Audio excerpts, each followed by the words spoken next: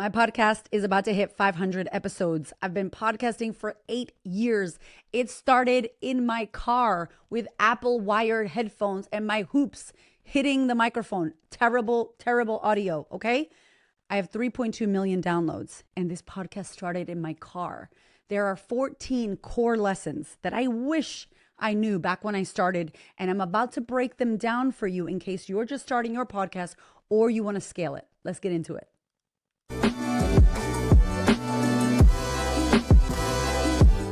500 episodes in. Oh my gosh. Welcome back to the show. So I wanted to share this milestone with you, especially those of you out there who have launched a podcast and maybe you don't have the growth that you desire, or you're sitting on the idea. You're like, Eric, I really want to launch my podcast, but there's so many podcasts out here. There's so much competition. It's so saturated, blah, blah, blah. If that is you, this episode is for you, my friend. I want to share with you the core lessons, and there are quite a few. I'm going to try to be concise. Quite a few lessons that I've learned throughout my journey of 8 years of podcasting. I can't even believe the podcast is where it is and is what it is. When I say what it is our number one business pillar. Number one. The biggest thing that I would never let go of. It's my most leverageable, beautiful pillar in the business. Second would be Instagram. And third would be my email list. 3 core movers in my business of how I attract clients, how I sign clients, how I build my community, how I share, how we make money, how we impact. Literally, the podcast is numero uno. Visibility, like it's wild. So I want to break this down because many of you may know my podcast started in my husband's car. I was going to say my car. It was his car with his loud ass muffler. And we're about to have a podcast party, right? Next week, we're doing the 500 episode podcast party. And you can come if you haven't missed out on the date yet or the seats, because there's only 100 spots. And I have a feeling the Zoom room is going to close and we're not going to be able to fit everyone in. But I'm going to be sharing this because I remember filming a video in Hamish's car and I was a mess. Like I didn't have my hair done. I didn't have makeup. I was very overweight. I had just had my baby. And I had my glasses on, which I don't really wear glasses anymore. I'm trying to get laser surgery, girl. But I had my glasses on and my hair looked terrible. I just looked terrible. Signs of the times, okay? New motherhood and a toddler. And in the video, I'm like, I want to start my podcast. I'm going to start my podcast. And I love Marie Forleo and how she has a beautiful studio and lighting and her hair's all hooked up. And she's got a nice microphone like I do right now. And I was like, but I'm going to start it. And the video is shaking. Like I'm driving, but the thing is shaking. My e-tag's beeping like, like you haven't paid your bill, like wild. And so I just want to tell you that where we started versus where we are, wild. And it is possible for everyone. There is zero special about me. Zero special. There's just a few things that I've learned along the way that I'm about to share with you now in this episode so that you don't have to go the way I went. You can actually go quicker, go faster. You have Instagram, you have Claude, you've got AI. I mean, you, my friend, just starting right now, or if you're trying to scale it, too easy.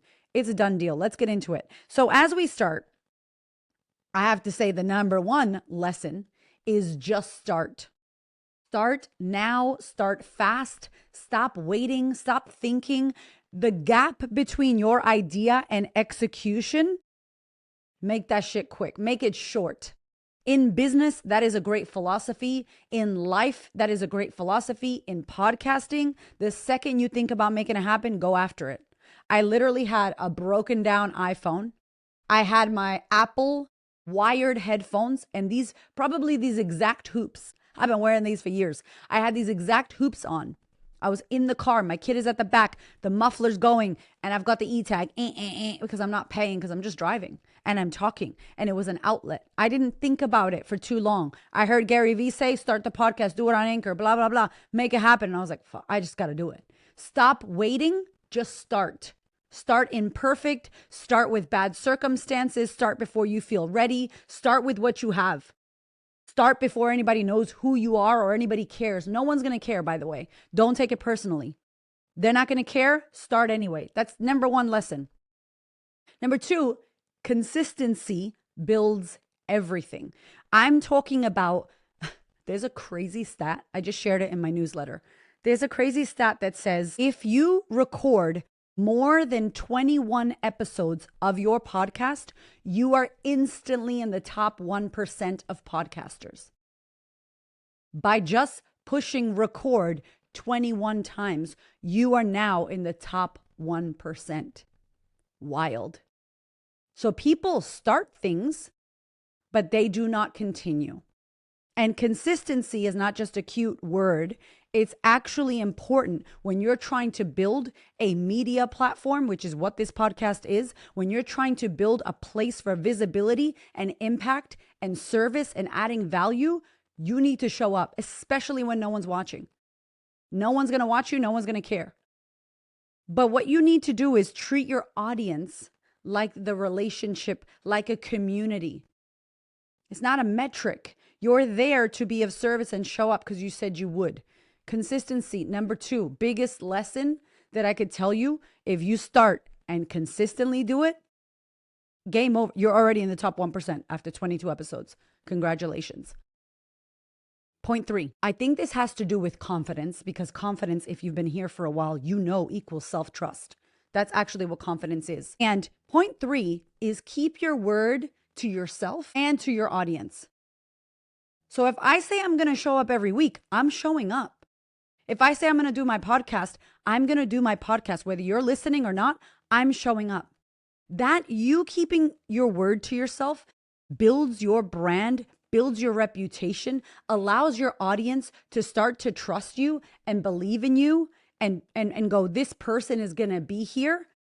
This is what builds confidence. Confidence is built by keeping promises to yourself, by building trust with yourself, which means you do what you say you're going to do. And I want to piggyback on that. Think about your audience. If you're really, truly here to help and impact people, you can't ghost them. And I had no idea people were listening, but I knew every week I was showing up. I was going to talk to them. I had weeks where I missed, I'm sure, because of motherhood and crazy stuff in the beginning, but I knew I wasn't letting go of the podcast. I didn't even know anyone was listening, but I was dropping the fire. I was giving everything I could give because I wanted women to hear it. That's why I started it. So remember why you start and let that be the reason why you continue. Number 4, I've said this many times, play the long game. I didn't expect anything overnight. I didn't even know anybody was listening to my show, but I know who I want to be, and I know what legacy I'm trying to leave, and I know what I want to build. And so literally, I would give my clients results ahead of time. The clients that were listening, I knew one day these people are going to be my clients. One day I'm going to have clients on my show. One day. I kept dreaming and envisioning what was possible. And I knew 1 episode, then 2, then 12. Now we're at 500. I can't wait for 1,000. I should be at 1,000. I should have done 2 episodes a week. That's another secret lesson that I didn't put in here, but I think you should think about that, right? Volume, and giving value in volume. Play the long game. Okay, this is a marathon you're running. You're doing it for impact. You're doing it for credibility. You're doing it for trust. You're doing it for value adding. You're building community. It's not going to be 2 seconds. It's going to take time. Marathon that shit. Okay. Number 5, I think this is my reason for being where I am. Okay. And I hope you can take it somehow. Be good. Be fire. Say the things that others won't. Be amazing at the content that you're sharing with your audience. Care about what you're saying. If you're not good off the cuff, I love off the cuff. If you're not good off the cuff, prepare. Organize your ideas. Don't use AI to think for you, by the way. Okay? You think and have it organize your ideas. If you need a bullet point, if you need to get organized, some of my episodes, I have notes because I need to break things down and I want to talk about stuff and I don't want to forget because I am ADHD, triple D, right? But say what others won't. Be fire. Be good. Be different. Like, be willing to be fire on the podcast. I would give my clients, as I said, results ahead of time. People never paid me $1 and they sent me massive messages. Your podcast just helped me get a pay rise. I just left an abusive relationship. I just healed my relationship with my father. From a free podcast. It's actually sad, if I could be honest. I have a few messages from people. My first year, your podcast, a lady crying. Your podcast helped me more than counseling and therapy in all these years and all this money. Your podcast helped me more. Whoa. As somebody who's getting her degree in psychotherapy, that makes me sad. But also, how incredible that a free show that I chose, another side lesson that's not in here, that I chose not to monetize. People came to me with deals. I chose not to add ads in my podcast. I'm not saying I'll keep that forever. I'm trying to find the right deals to do now because now I have leverage and now it's a media platform. But I chose on purpose to say no to 30 cents per view or listen because I really wanted to build something where my audience could listen, could hear it, could get value. And if you are valuable and if you're saying things others won't and you're giving the listeners results before they pay you a cent, luck, you're going to be untouchable. That is, if there's any lesson I want you to take, it's that. That's the lesson. That's how you kill it. That's how you make your podcast amazing and fire. That's how you get binging. That's how you get virality with your show. That's how people keep coming back and put your podcast at the top. That's how. And that right there has to come from a place of service, not for yourself, but for other people. Number 6, where my rule breakers at. Another reason I love podcasting is because there are no rules. It's the one place where I'm like, I don't give a damn what the algorithm, what so-and-so is doing, this content creator, that creator, that podcaster. No fucks given. I'm not looking to the side. I've never looked to the side in my podcast. Oh, what do they do? I don't care. I'm not doing that. Actually, I lie. At the beginning, I was like, should I have a format for guests? I ask them certain confidence questions and we end with the same rapid fire because that's what people do. And then instantly I was like, I hate it already. I haven't even done it and I hate it already. So I don't have a format. I don't have rules for my show. I do what I want. It's my show. If I want to do a motherhood series, which you could find, I'm going to link it below. I made all these playlists for you guys. So if you want to listen to different playlists about single ladies, about motherhood, about the business series, about life lessons, whatever, I made a bunch of playlists. There are no rules for podcasting. You could do solo episodes. You could do guest. Guess what? When I do guest episodes, they do worse than my solo episodes. My solo episodes in the analytics go off. When I had a podcast producer back in the day, I don't. It's all in-house now. But when I did, she was like, Erica, I don't know about these guest episodes. And I'm talking like big name guest. Our solos do better. So I was like, I'll just do solos. But now when I want to have a guest, I can be discerning and choose the guest that I want to have. But I don't need to do guest. If you want to do a mini series, if you want to do a season, because you're like somebody more like my husband who doesn't have high energy, and you're like, I'm going to do a season, 8 episodes, you could do a season, then stop and be like, season 2 is coming back.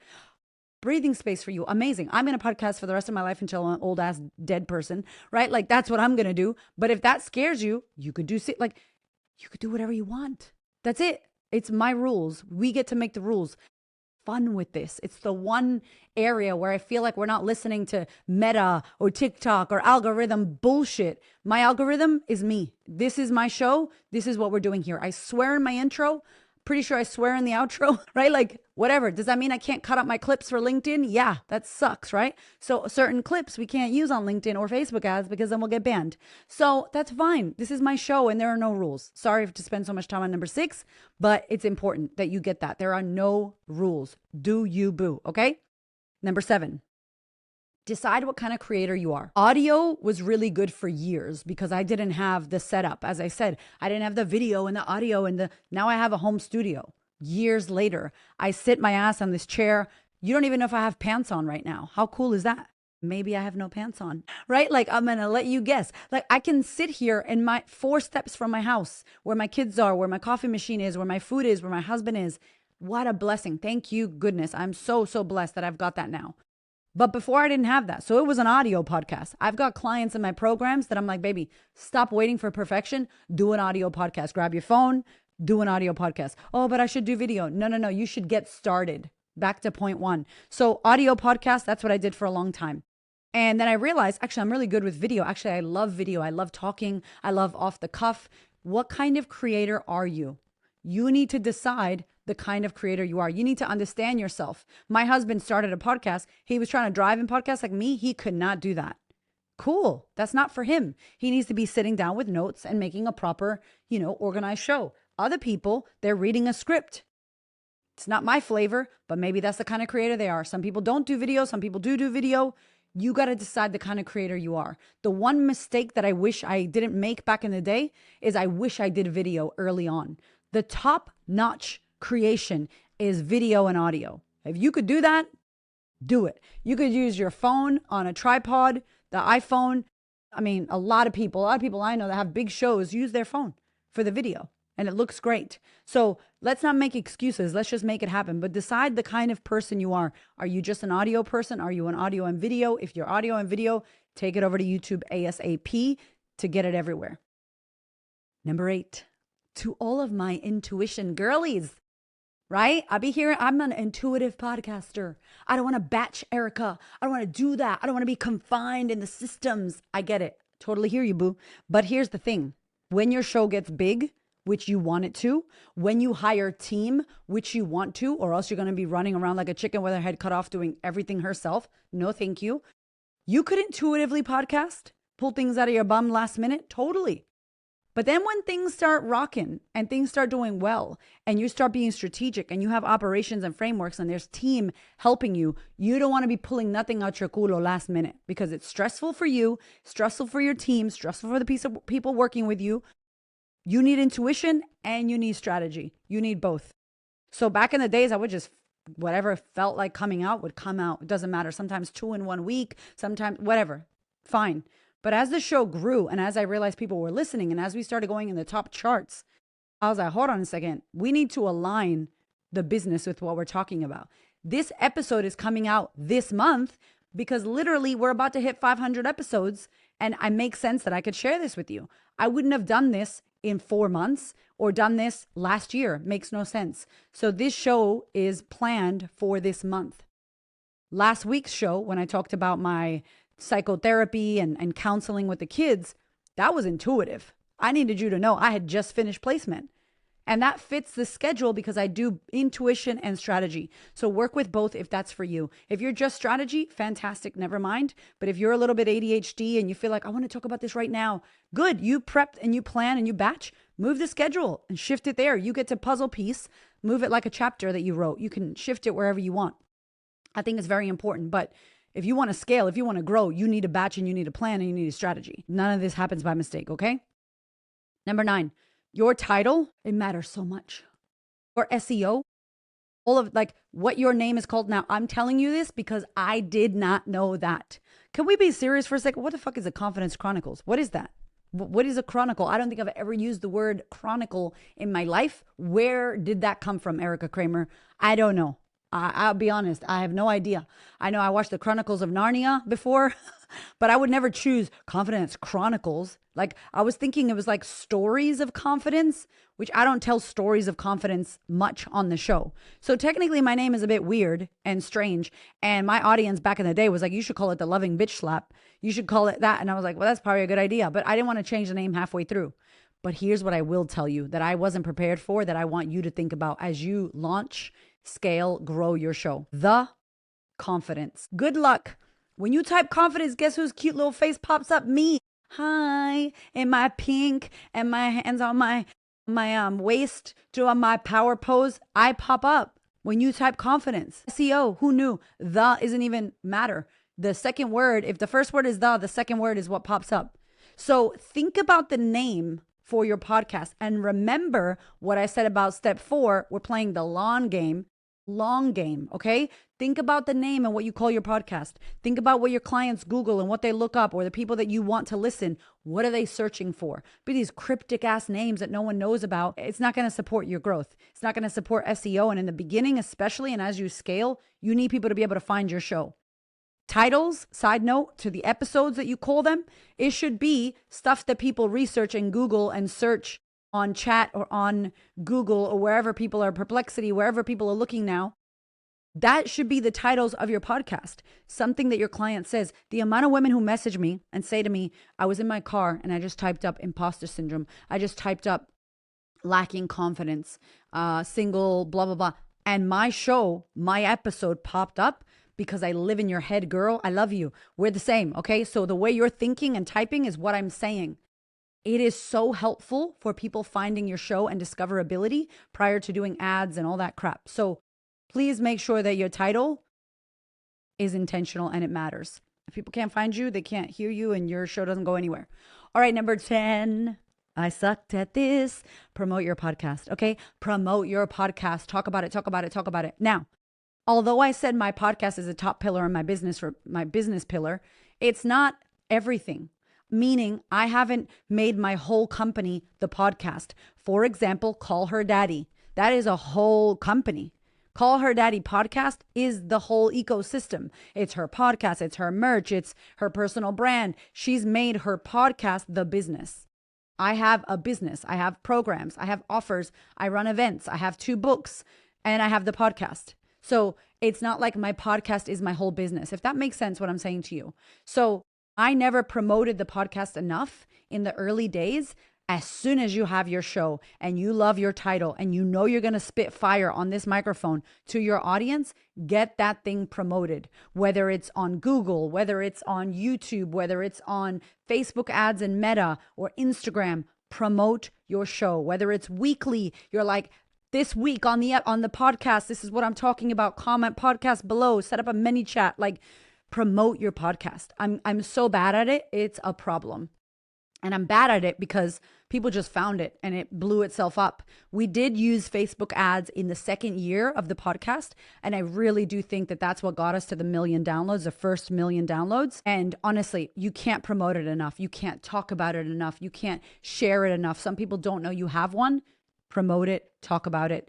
And speaking of promoting and talking about it, makes me go to number 11, which is repurpose your clips. Distribute social media, YouTube shorts, like repurpose your podcast when you're speaking and clip it up. Use the AI clips, go in and chop it up. We used Kuso AI. I'll drop the link in the show notes. There's Opus Clip. There's all kinds of things where you can take a long form video like this, put it in. That's what I'm going to do with this episode. Chop it up, put the captions on it, and then promote it everywhere so people can get snippets. The one thing I'll say that isn't on my list is be mindful of context. There are some snippets of me talking where if you're scrolling, you just hear me mid-sentence, mid-conversation on my podcast talking about lessons learned with 500 episodes. It's out of context. So you will need some kind of hook at the top. You will need a reason for them to, like, this is the way I grew my podcast or some shit, like a hook. That's a bad hook. Put a good hook at the top, then you can use your snippet. But if you're just talking mid-conversation, you've seen it sometimes on Instagram, mid-conversation, and you're like, wait, what's happening in this chat? You feel like you walked in on someone's discussion and you're not sure what's happening. So you just keep scrolling. So if you are going to repurpose and chop it up, make sure that you have a good hook. Learn how to package up the content. Learn how to hook people. Learn how to give context to your clips. And good content will get more people to view. Click on it. CTA, comment pod, and I'll send you the link so that they can start watching on YouTube or on your podcast. LinkedIn as well. I'm not swearing much, so I got to be careful on LinkedIn because they don't like the swearing and I can't repurpose many of my clips. Anyway, maybe LinkedIn does like swearing and I just need to get over it. Okay, number 12. Number 12. This is very important to me, okay? My Queen's Table women are tired. Y'all are tired of hearing me say this. Be intentional who you collaborate with on your podcast. Be intentional with who you get to guest on your platform. They get access to your platform. My solo episodes, as I said, they perform so much better. And my audience, y'all are here for me. Thank you. I love you. Also, send me whatever notes you want of who I should get on the show. But you're here for me. My Gary V episode didn't kill it like I thought it would. I thought it would be the number 1 episode. No, number 1 episode is my first episode, the 5 C's, how to build confidence. And the audio is the worst. So much so that I videoed it again just to move away from that one. And that one became my second most listened to. But my first one is still my most listened to. Not Gary V or Amy Porterfield or Byron Katie or whatever superstar that we're going to get on the show. It is that one. So be intentional with who you allow on your show. Be intentional with who you collaborate with. Be intentional. If you get someone famous or good on your show, ask them, will you collaborate on the reel on Instagram? Like Caleb Ralston, amazing guy, would collaborate. Amy Porterfield collaborated. I didn't expect Gary Vee to collaborate, but I wish I would have asked him early on. Like, hey, you down to collaborate on this snippet if it looks good? Like, we paid so much money to get these snippets done well. And then for the other person who's your guest to not push collaborate, that sucks. So I always, when I'm on someone's show and I'm the guest, I collaborate. Of course I do. It allows for more reach. So be discerning. One of my beautiful friends who is just incredible, incredible woman. When I was going to interview Amy Porterfield, who is a very famous person, and she said to me, your peers, okay? And I was like, what? We're peers. We're not peers. But she's like, you are peers. And I love that she said that. And I ended up meeting Amy at a mastermind event and we were peers. But she said, like, don't be a fan, be a peer. And it's an important context when you are interviewing someone that is big or famous or well-known. If you act like, oh my God, I'm such a fan. Now they're on. Great. Now they're on. They can't be who they are. They can't see you as a peer. They can't talk to you like somebody at their level. They have to put it on and they have to put their boundaries up because you're full on and you're freaking them out and you're being on and they're on now. And it was something really important that I never thought about. They're like, yeah, actually, these people shit and eat and pay bills and do normal things that we do. They're amazing, but they're normal people. Treat them as normal people. Be a fan, love their work, edify them on the show, all of that beautiful stuff. I send my guest gifts. I do all kinds of stuff. Like, love that. But chill, right? We're peers. You're also giving them an opportunity of your platform. You're putting your platform and your audience in front of them and saying, I trust this person. This person's awesome. It is helping. Trust me, anybody who puts me on their show, I'm like, thank you so much. I'm reaching an audience that maybe I would have never reached. So be discerning with who you give your platform to. My first year on the podcast, I just let anybody be on my show. Like, I didn't treat it with the respect it deserved. And now nobody gets on my show. So if you're going to message me and say, can I be on your show? The answer is probably going to be no, unless I want the person on my show. And I'm not trying to be an asshole, but we have to protect the platform. That's it. And I know with my analytics that my solos do better. Does that make sense? So we got to think about these things as you start to build your show, long game in mind. Again, number 13, we're almost done. Build a community, not just a show.